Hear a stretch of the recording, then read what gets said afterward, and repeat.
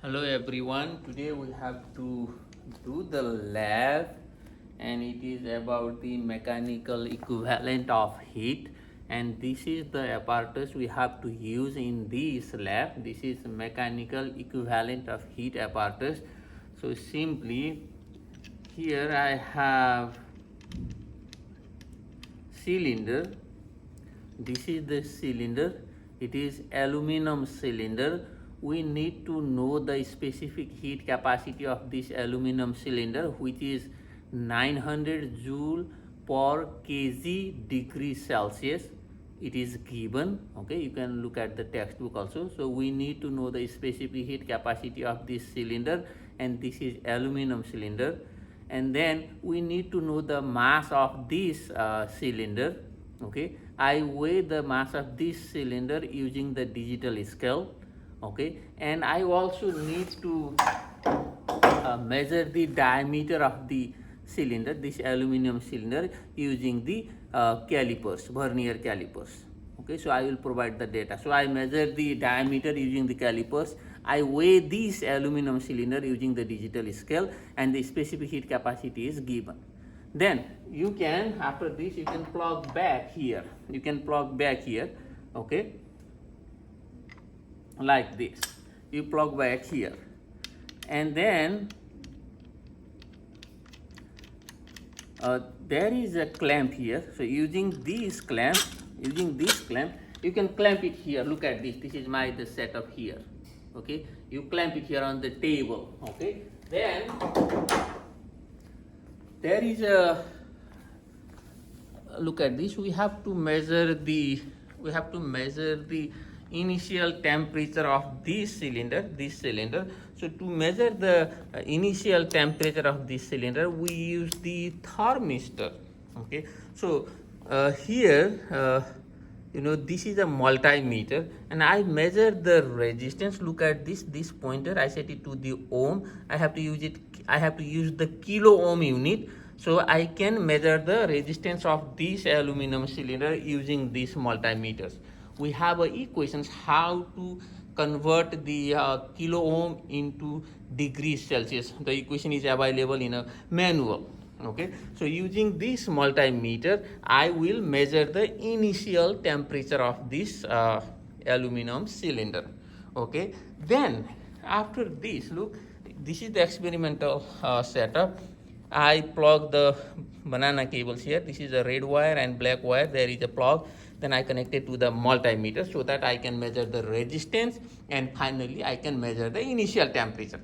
So what I need to do is, look at this rope. Okay, I wrap the rope here. I own the rope here. Okay, and then this rope is, it is not moving. It is just the aluminum cylinder is slipping inside the rope. So here work is done by the friction force.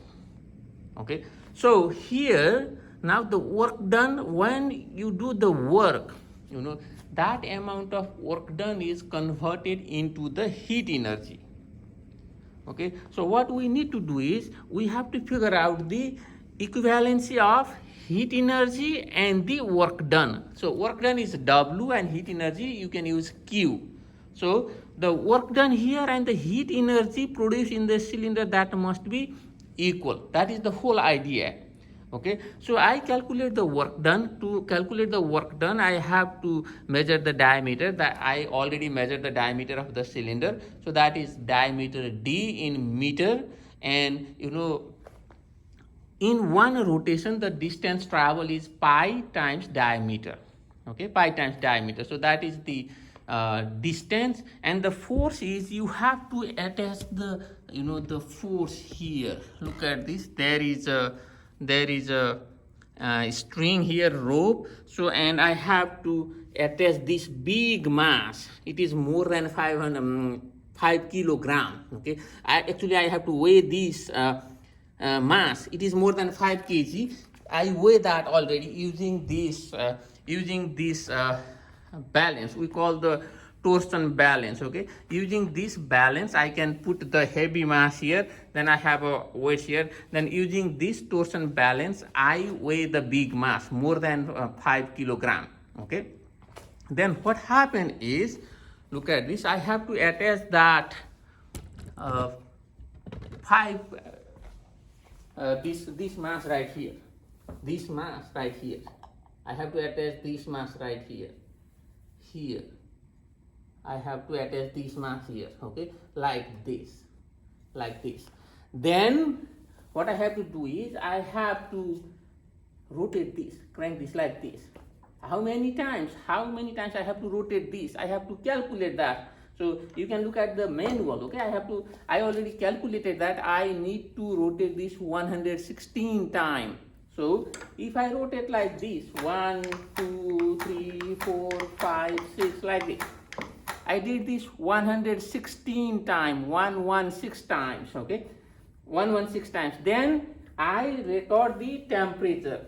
Again. So if I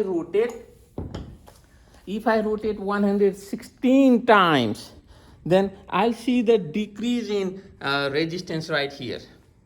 Then again I use the thermistor to measure the final temperature of the aluminum cylinder. So the whole idea is I have to measure the initial temperature of the cylinder using the thermistor, and then I attach this heavy mass right here, and I rotate 116 times. It depends, this number is not constant. In different cases you have a different number. So what I would like to do here is, I have to increase the temperature by 5 degrees Celsius. Initial temperature is roughly 22 degrees Celsius, roughly room temperature.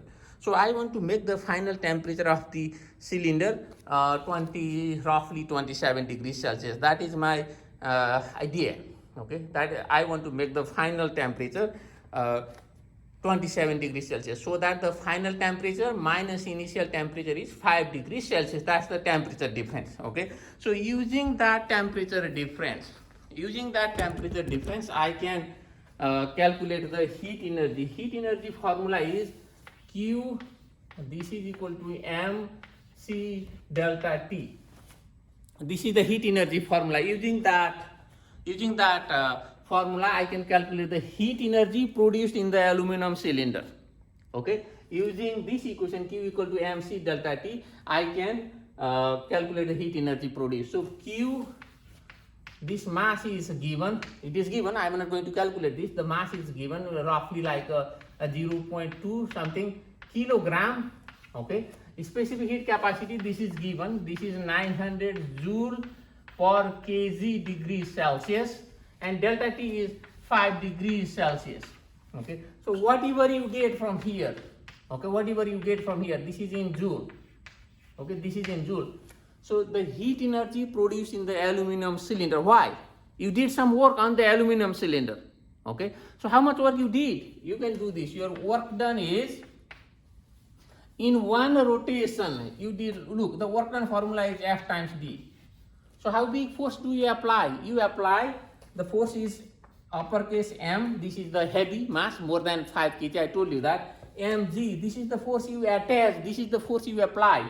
And what is your distance is, the force times distance is the work done, and in one rotation, the distance travel is circumference of the cylinder, that is pi times diameter. The diameter is given.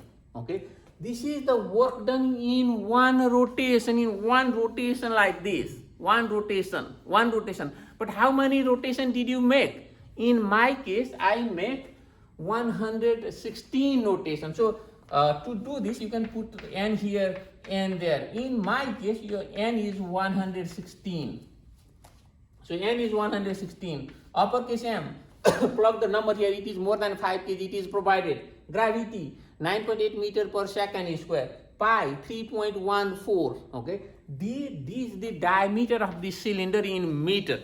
Okay, so if you get the diameter of the cylinder in meter, it is also provided. I already measured this. Then plug all the number here. Then if you plug the number, then you get the work done here. This is also in joule. Now, if Q equal to W, we are good. That means the work done is converted into the heat energy. They are supposed to be equal. Q equal to W. I already checked my data. I'm very close, not exactly equal, but I'm very close. Roughly it is 901 joule and 915 joule, something like that. So that's all you need to know. Okay, so please make your calculation very carefully. Okay, and if you need any help, you can ask with me. I know that this is not enough explanation, but I don't want to make a long video. It takes a long time to upload. So if you need any help, please join my office hour. Okay, thank you.